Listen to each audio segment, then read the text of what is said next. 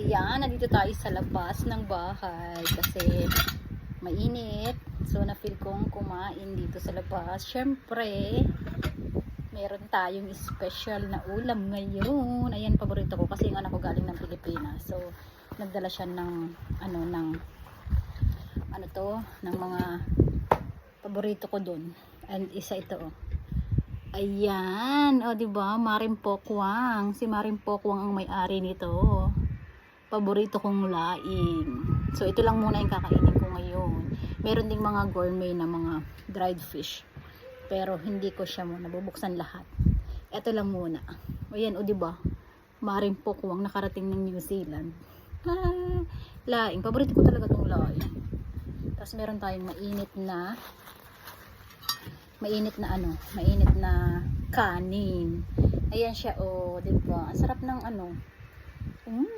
tapos may tuyo tayong pinarito kanina. Tapos dinala ko dito sa labas yung aking ang init, yung kanin na bagong luto. So masarap yan dyan. Dinala ko talaga yung isang kalderong kanin. And syempre meron tayo nitong, wait lang, ito ko sa inyo, ang ating danggit. Ayan, paboritong danggit. Diyan lang natin lang ito yan. Tapos meron din siyang ganito, yung tuyo na maliliit. Sobrang mahal yan dito. Kaya sabi ko sana kung magdala siya. Ayan.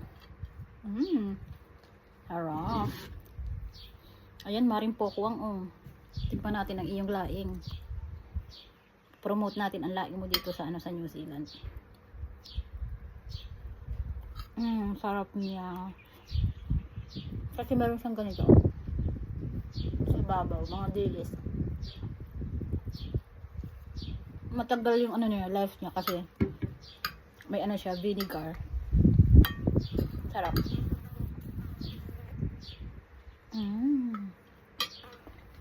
Diba? Laing.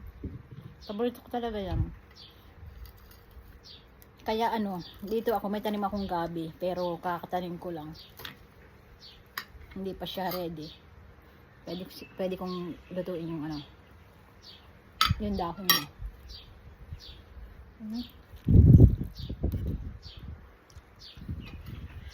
Ang sarap. Unti-untiin ko to. Yung isang ganito, ilan ba to? Siguro mas masarap din yung, meron ding aligi na nakaganito. Tampa, putok-batok. Ito crunchy.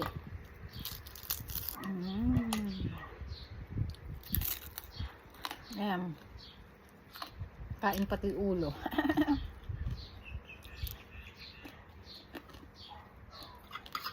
Sarap niya.